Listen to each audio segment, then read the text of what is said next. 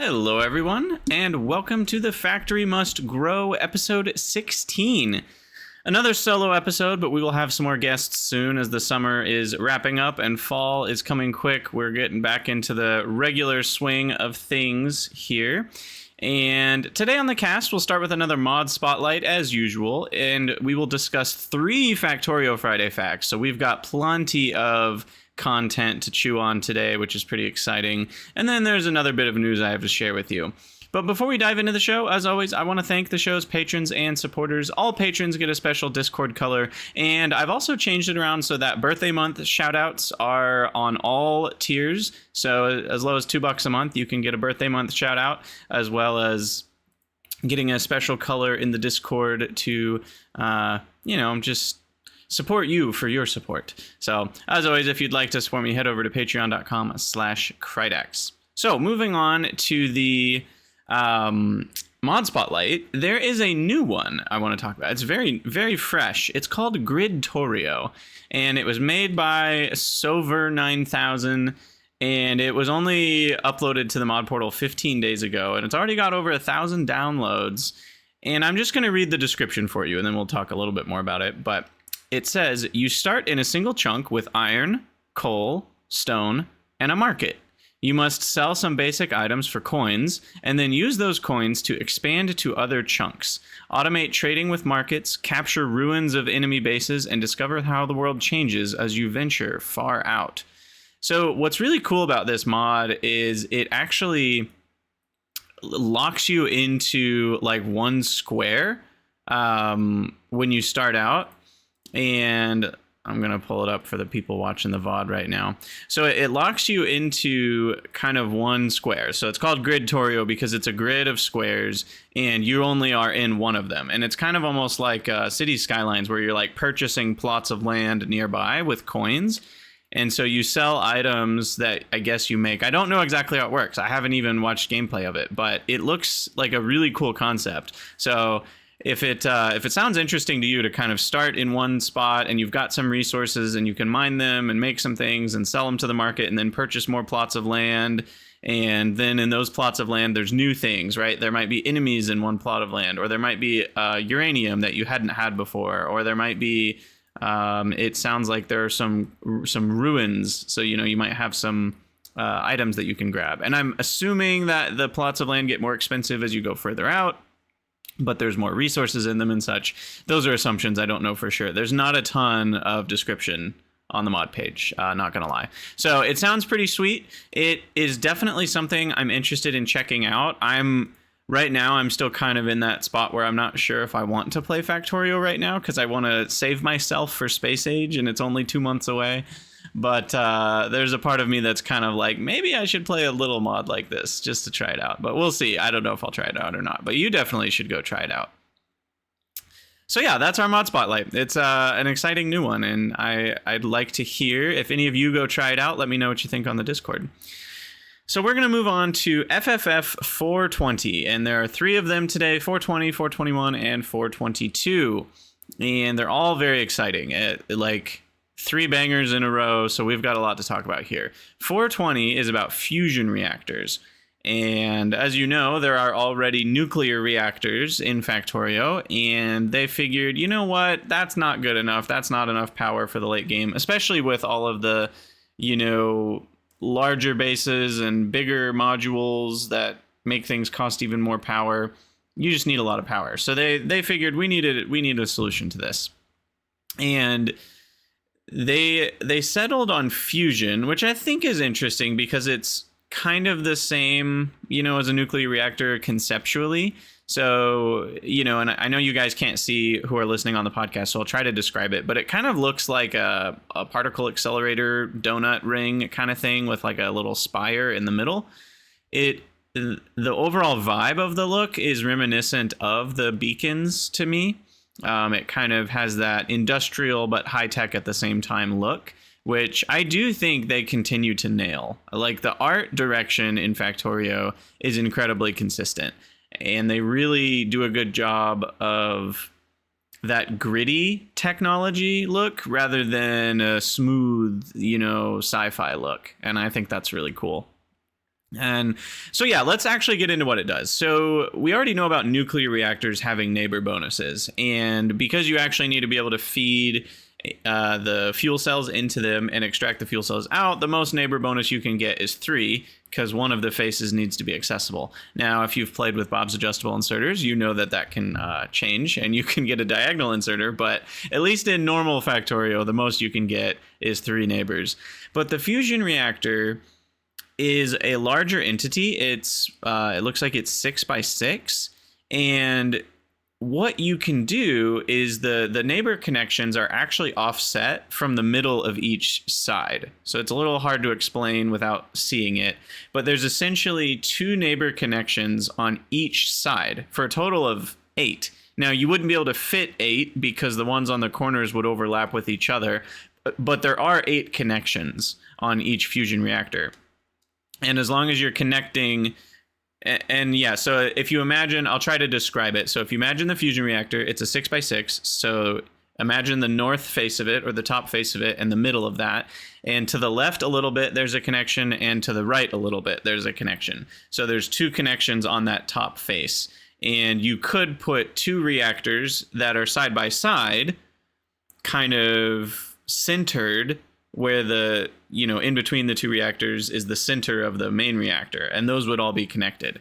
And so that's how you can get neighbor bonuses going. So you can have 3 reactors, each with a neighbor bonus of 2, right? So that's pretty cool. You can't do that with nuclear reactors because of the grid-like nature. So these are almost more of a, they're not hexagons, but they kind of end up looking a bit hexagon-y in nature with how you angle them, because you kind of end up lining them up diagonally to get the neighbor bonuses. You go a little bit to the right and a little bit up to get the neighbor bonus. Anyway, all that to say, you can pretty easily get larger neighbor bonuses. They show an example of one that has a neighbor bonus of 6. And let's see, where's the power? Yeah, you get 100 megawatts at the core, whereas nuclear is only 40. Oh, shoot, I didn't write that down. I think I'm remembering that right. And obviously with the higher neighbor bonuses, you already have 2.5 times more power from each of these, and then the neighbor bonuses make that higher. And the big deal is, how do you actually turn that power, well, I should say turn that energy into power? Because like nuclear reactors, it's not just making power itself. It creates a superheated plasma. And so you feed it with this coolant, and then it creates a superheated plasma and hot coolant. And so you do have to recool the coolant. And then you feed it with its, fusion fuel cells, whatever those are called. They call them power cells in the FFF. I'm not sure if that's a placeholder name or if that's the final name. That feels a bit boring if that's the final name. I would have assumed that there's like a more special name, like they have nuclear fuel cell, right? Or is it nuclear fuel rod? I think it's nuclear fuel cell in vanilla. So I would have thought they'd have something more like that. But anyway, you feed it with the cells, you feed it with the coolant, and then it creates this superheated plasma. And that has flow through. So you can kind of connect a bunch of reactors in line, and then on one end of the reactors, you can put your generators. And so these are called fusion generators. They hook up to the fusion reactors, and they use that superheated plasma to create the power itself. And then they output the hot coolant, or warm coolant, they say. So you then need to connect those generators to the coolant recycling loop, which I assume is some sort of special cooling tower, or I can't remember if they showed us what the cooling is. It might be an assembler that cools it. It might be a special cooling tower. They don't actually say in the FFF. So regardless, it's pretty cool. The new fusion generators are, it looks like 3x5 or 3x6 still, kind of similar to the steam turbines. Yeah, they're I'm counting right now, 3x5. Yeah, and they have tons of connections. So the arrangements you can make with the fusion generators and the hot plasma, you're going to be able to line them up in a lot of different ways. So I think, unlike nuclear, I think there will be even more builds possible with fusion generators. And it's pretty easy to get larger neighbor bonuses. I also like it because you can kind of pick any number and get the neighbor bonuses pretty good. You can get 2, obviously, that are just next to each other. You can get 3, and each generator is going to get 2 neighbor bonuses. Sorry, am I saying generator? I mean reactor. You can do 4 reactors, and each of those reactors will... Actually, with 4, I guess you have to decide whether... There's a couple ways to do it. But the way they're showing in the picture, 2 of them are going to have a neighbor bonus of 3, and 2 of them are going to have a neighbor bonus of 2. And I think that'll keep scaling up, and you'll be able to get larger average amounts of neighbor bonuses. And given they already start at 100 megawatts apiece, you're going to get a lot of power pretty quick. And the best thing is you don't have to worry about steam everywhere. You don't need a million turbines. You know, I don't know if you remember nuclear builds, but you need a lot of steam turbines for 4 nuclear reactors even. Whereas now, with 4 fusion generators, you're probably only going to need, like, I don't know. I'm trying to count real quick. It looks like 2, 4, 6, 7, 28. It looks like is the number they have, if it's symmetrical at least. So it's a lot smaller of a setup. It's way more power for the same size, or way less size for the same power. And one other thing to mention is you cannot put the plasma in pipes. So you have to connect the generators directly to the reactors. And there's no heat pipes anymore, which is kind of nice that you have to worry about. You're just connecting up the reactors to the generators, and then you just have to make sure all the coolant connections work out at the end. So yeah, pretty cool. I'm really excited about fusion power. I think it's a good mechanic. It's just different enough from nuclear to feel fresh. It's not the same thing, but more power. You know, it's not like a lot of the mods which just add, you know, tier 2 of nuclear, which is fun, but it's not exciting enough to feel special, and it kind of feels like you're just doing busy work upgrading it all to the next tier. This actually feels like a new mechanic. It feels like a new system, and it's similar enough that it's familiar. You're going to understand how the neighbor bonuses work. You're going to understand how to connect the, you know, you just have to connect all the fluid connections. It's kind of like playing Legos almost.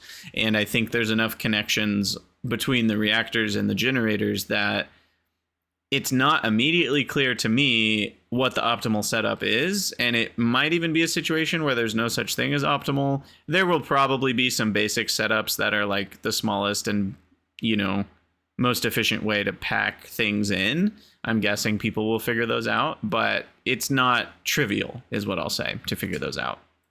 So I'm pretty excited. It's a cool mechanic, and it'll be a good way to get plenty of power. I want to say towards the end of the FFF, let me see if I can find it. He mentioned how much power you can make with it, and he was like, yeah, I've got like 4, you know, 4, what was it? They didn't say terawatts, did they? I can't even remember now. All that to say, oh, here you go. Reactors for a 9 gigawatt system, and if you had legendary fusion, the picture they're showing would be 22.5 gigawatts, which is crazy. And it's like not that big of a setup. It's kind of a hexagon of 6 fusion reactors surrounded by a larger hexagon of 12 fusion reactors. So that's only 18 fusion reactors. And yeah, I'm pretty excited. All that to say, they also spoiled that, you know, since we already have the portable nuclear reactor, well, now, of course, we get a portable fusion reactor. And they kind of redesigned the old one to look like a little nuclear reactor with backpack straps, which is hilarious. And it's called the portable fission reactor now, the nuclear one. And it has a new icon that, like I said, it looks like a nuclear reactor on backpack straps, which is really funny. And it's still 750 kilowatts for your backpack. And they, you know, mention again, if it's legendary, that'll be 1.875 megawatts of power. Which, and I feel like we've probably all thought about it at some point, but I had kind of forgotten that the quality system will have a really big impact on your gear that's inside your backpack slots. I remember thinking about it with exoskeletons and stuff, but even like, oh, your little personal laser defense, when that's legendary, it's going to be way better and you're going to be able to do way more. So being able to, you know, have more power in the same size of backpack is a good way to kind of densify. I don't know if that's a word, but condense, maybe that's the word I'm looking for. A good way to condense what you're doing in your backpack. And then you also can get a bigger backpack, you know, by upgrading your power armor. to a higher quality.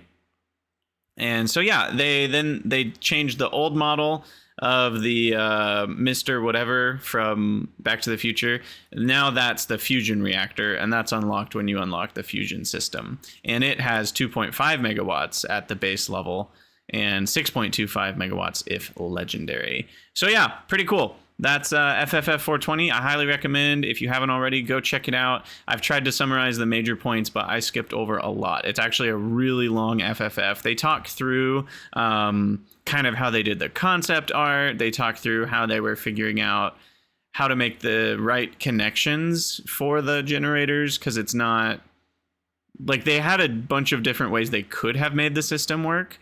And they talk through, you know, how they process through some of that, which is I always really enjoy that when they give us new content in an FFF, but they also tell us a little bit about the process of making that content. I will now move on to FFF 421, which is called Optimizations 2.0. I love optimizations. I'm not going to lie, guys. I won't lie. I have once built a base that was starting to dip in UPS. But it's never been because it's a huge mega base. I think it was because I had some mods that were really UPS hungry or something.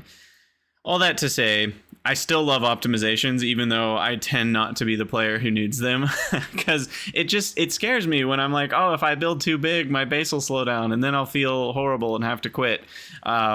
For whatever reason, UPS issues, I think, bug me more than they do the average player. Like, if my game was running at 58 FPS, it would feel horrible to me, even though it might not even be noticeable. The thing I do notice are lag spikes. If there's a little spike every second or something, that actually really bothers me and makes a game almost unplayable to me. But if it was a smooth 58 FPS, I probably wouldn't actually care that much.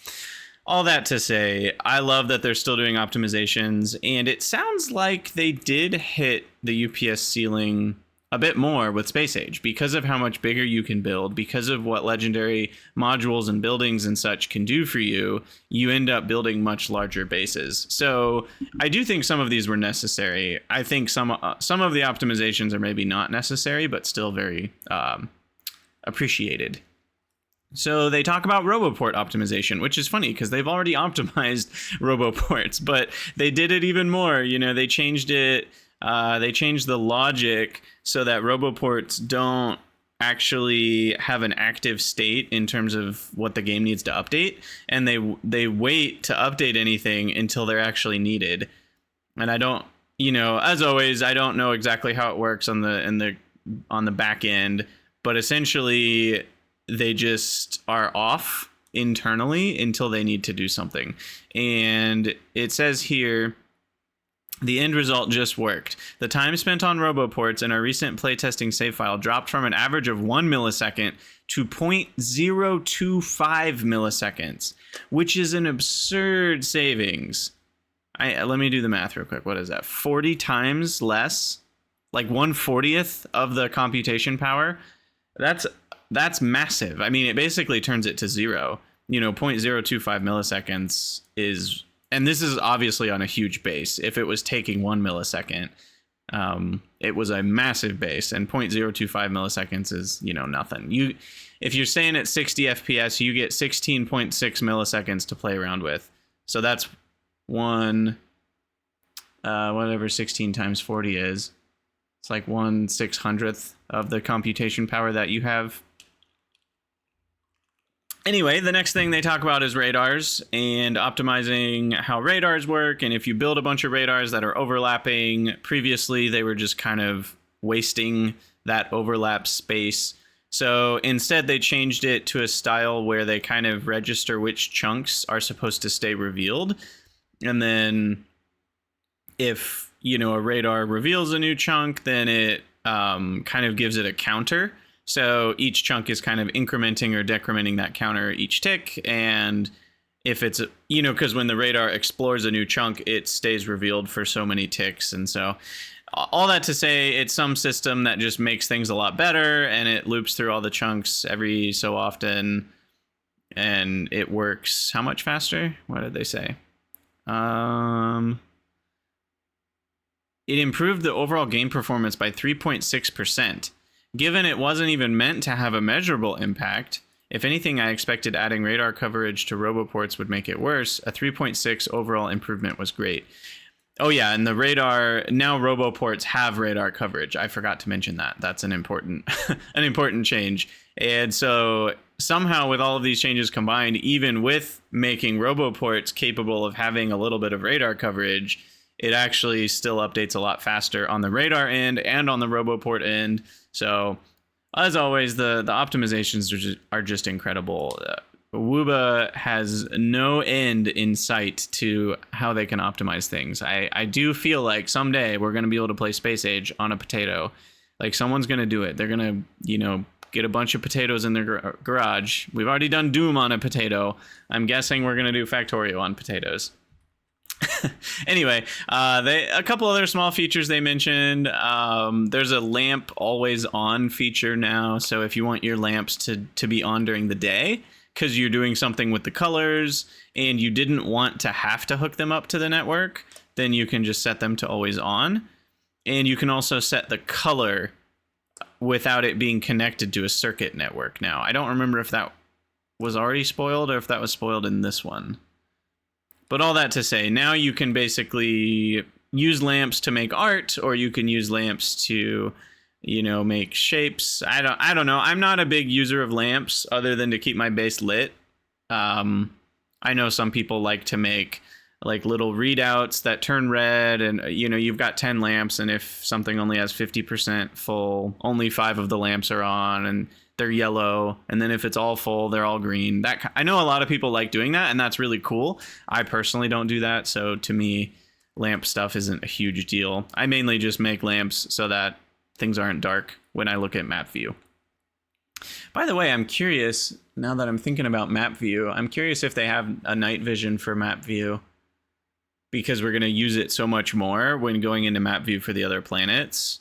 Because if they don't, we are pretty much going to need lamps everywhere to be able to do stuff on the other planets while we're sitting on Nauvis. Then they talk about multi-threading and how do you multi-thread belt reading and control behaviors. So right now, people started to use a lot of belt readers because they're so easy now. If you don't remember, they added a functionality for whole belt reading, which reads a whole section of belt, between splitters or breaks in the belt.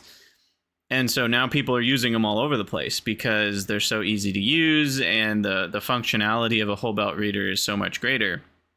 And what did he say? There were also active provider chests that turned it into a logistics robot hell, with more than 10k logistics robots being in the air at all times.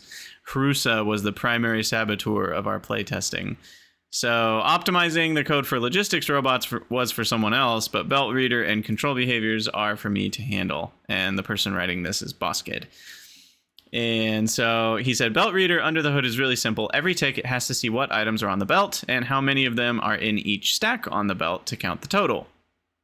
And optimizing it went through a couple iterations, kind of went through a few different things, and the turning point was realizing a simple fact that a belt reader is mostly a read operation. It just reads a lot of data from memory, and at the end produces a single frame of signals to be sent to a circuit network.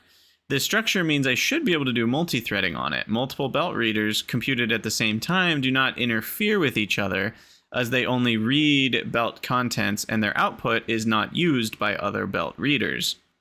Similar structure was easy to see in other places like roboports reading logistics network content, arithmetic combinators, selector combinators, and decider combinators, yada yada yada. It was pretty easy to make multi-threaded, and with all those changes done, our playtesting save file could run about 9.5% faster.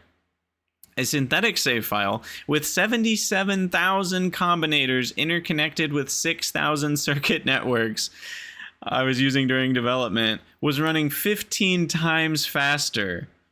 while keeping a consistent 100% CPU usage. A benchmark time went from 131 seconds to about 8.2 seconds. So that's crazy. I mean, just so many improvements. I've always felt a little scared of the circuit network. Like if I'm copying and pasting something that uses complicated circuits for every single build, in this example, it's usually train stops where I'm scared to put complicated circuitry. I think it's pretty clear that they've made circuits even more efficient. They're not scary anymore. You can use basically as many of them as you want. You're not going to have any problems. Apparently, there was a failed attempt at multi-threading the electric network to try to make it more efficient, and they couldn't quite figure out how to multi-thread them in a way that was actually more efficient. Like they did end up multi-threading them, but here it said, our playtesting save file having at least 4 large electric networks, which were completely independent since they're on different planets. However, the electric network update time remained the same while the CPU usage went up. So they tried to figure out, like, can we make it so that when you have independent networks, they can be calculated on different, CPU cores, and it just didn't work out. So unfortunately, not every idea works, but I like that they shared with us how they failed. It's like there are times you try things and they don't work out, and that's part of what development looks like. They also had complications with the electric network because of things like power switches or buildings being able to have one foot in network A and another foot in network B, and which network is powering it. I actually don't even, to be perfectly honest, I don't know how that works right now. Like if I have network A, which is providing 150 kilowatts, and network B, which is providing 10 billion gigawatts, and I have an assembler that needs 300 kilowatts that is spanning both of those power networks, what happens? I don't even know what happens right now. Does it split it 50-50? Is it whichever one was built first? Is it just some weird archaic random code that decides which one powers it? Does it? I literally don't even know. So all that to say, they couldn't figure out how to make it more efficient. But it also sounds like it's not the biggest of issues in the first place. It sounded like playtesting save file had a 0.5 millisecond update, which is pretty big, but it's not the biggest of big when it comes to that being a huge save file. And then they talk about worker robots, which again, we've already had an update on worker robots and how they're assigned to their tasks. They already optimized that and shared how they did that. And now there's the issue of overpopulated logistics robots, and what happens when robots are homeless. Like they had some error. Someone had removed a cable from a system, and so more robots kept getting sent to the Fulgora base, and they ended up with 10,000 homeless robots, even though every single RoboPort was full. So apparently the worker robot update was too simplistic. All the robots are iterated every tick, and their update logic is executed. But most of the time, their logic is really simple, because it's just keep moving towards the target you're already moving to, or all you're doing is waiting for a charging turn. They wait their turn to charge. And if you've got thousands of robots charging on one RoboPort, most of them are doing the same thing for a very long time, which is just waiting, right? So the idea that they got was to fake smooth movement of something while actually only updating once in a while. And they link to a couple other FFFs where they used this trick. And so they decided to try to use that same trick on worker robots. So essentially, they are updating the graphics consistently, so it looks like it's moving smoothly, but they show a GIF of like the real robot, and it's actually this very laggy, like it's only updated 3 times a second type of thing, which is 1/20th of the updates that it had before. Now, the question I have is what happens when you have really fast robots? I'm thinking in particular modded robots, like when you get the tier 4 Bob's bots and you've upgraded worker robot speed 100 times. They're insanely fast. We're talking like they can move 10 tiles in just a few ticks. I'm wondering how exactly that works, because if they're only updating once every 20 ticks now, is that going to be the minimum travel time for a robot from one location to another? And if it is, that could significantly reduce kind of the maximum possible robot speed. Because like if you had a chest next to another chest and bots are really fast, I think theoretically they could have picked up something on one tick, dropped it off on the next tick, picked it up again on the next tick, dropped it off again on the next tick. And they're basically a 2-tick cycle for a bot to go from one chest to another that's adjacent to it. And I'm curious if it can still do a 2-tick cycle because of the 20 ticks of movement without update thing. And as far as I could tell, it wasn't totally clear in the FFF whether that would ruin that possibility or that possibility is still there. However, the results of the save performance was huge for this save because this one had a ton of robots. But the overall save performance in this one was 15%. Which again is that's a massive number. I mean, in development, if you get a performance improvement of 0.5% or 1% or 2%, that feels pretty significant, because those all start to add up when you do a bunch of those couple percent improvements. So a single improvement being a 15% performance boost is massive. Even just in this update alone for FFF 421. All of these put together probably result in, depending on how many bots you have or how many circuit networks you have and whatnot, how many radars and roboports you have, it seems like the performance could increase by like over 50% with all of these changes put together, which is just awesome. That means if you previously had a base that would have gone down to 40 updates per second, that is now a base that would never drop below 60. And if you think about it that way, that's pretty impressive because a base that goes down to 40 UPS is getting pretty chonky, right? And now that base would never even drop below 60.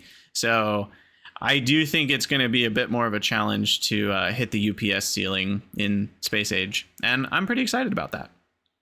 Okay, I'm moving on. 422. Now this one's a really exciting one for those who like combat. The title of Factorio Friday Facts 422 is Tesla Turret.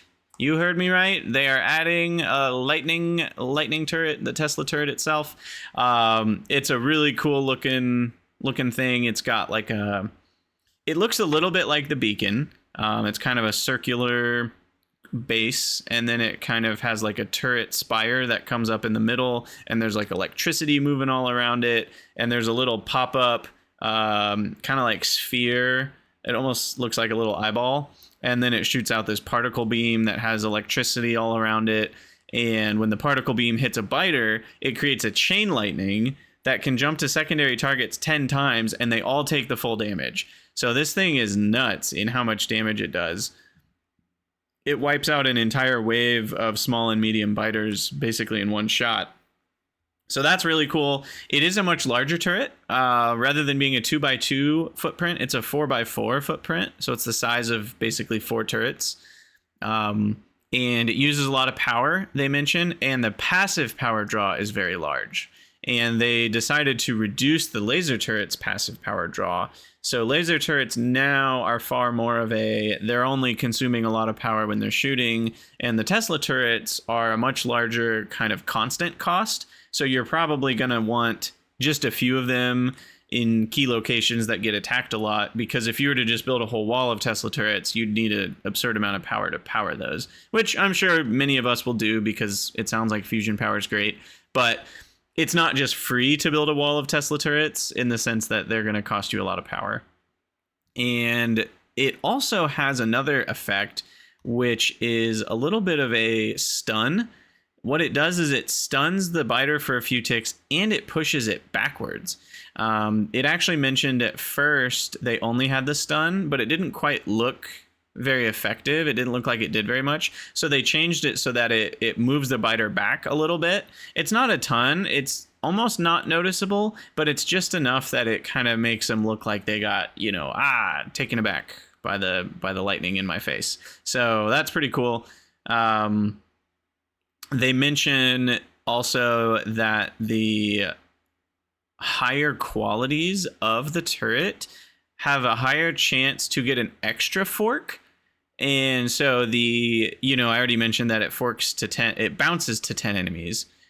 And those of you that have played a lot of different games, especially games with like spells and stuff, know a lot about how chain lightning can work in games. And normal chain lightning just bounces from one enemy to the next, right? It finds an enemy that's nearby, bounces to that one, then that finds an enemy, and there's usually some limit to the number of bounces. And in this case, the limit is 10, but there's also a capability that each jump can fork, so it will actually jump to 2 targets at once.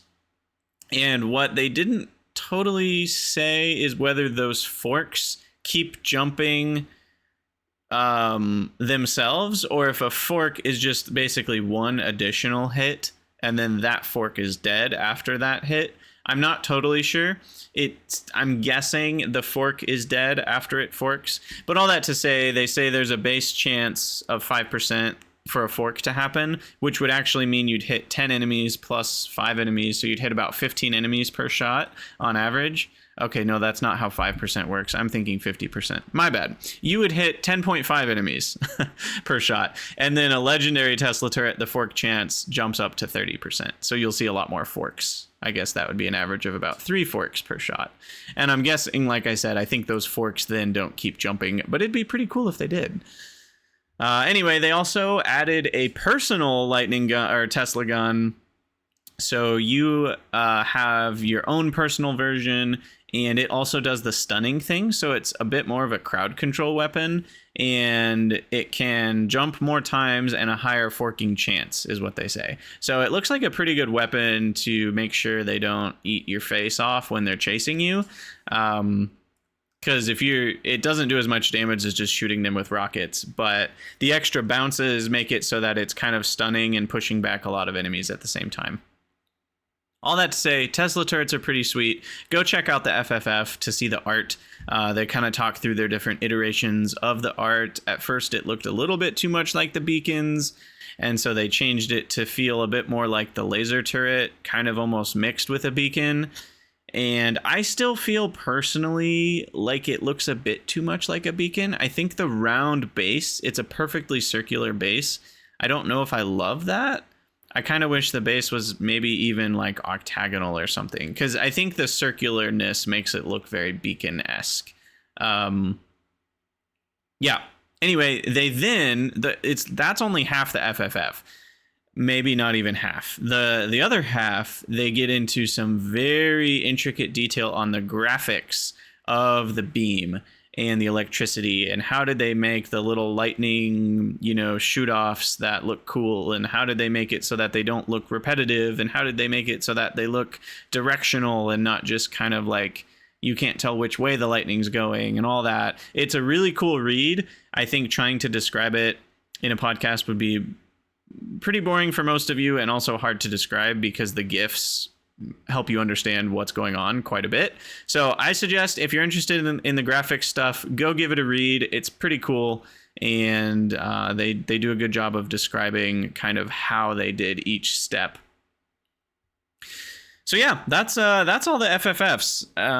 Some pretty cool news. I think the fusion reactors for me are the coolest. I like the Tesla turrets. I'm excited to use them. I think I'm mainly excited just because they look cool. Like watching the Tesla turrets shoot enemies and watching the chain lightning bouncing along the enemies. I just think that's really sweet. So I'm excited because the wave defense feeling of Factorio, I think, is only going to get cooler. Right now, wave defense looks a lot like, oh, my flamethrowers are tossing a bunch of flames, so there's always like the battlefield is on fire, and then lasers are just melting anything that gets a little too close. That's pretty much all we see right now. But now we're going to have rocket turrets and Tesla coils added into the mix. And so there's going to be a lot more going on when there's waves of biters. And you have more choices, right? Before, there wasn't a ton of choice for like how you would... what's the word I'm looking for? The composition of your defenses. I mean, yes, you could use mines or you could use gun turrets. gun turrets with uranium ammo were good for certain things, but more or less people would just use flamethrowers and lasers, right? That was how most people did their defenses.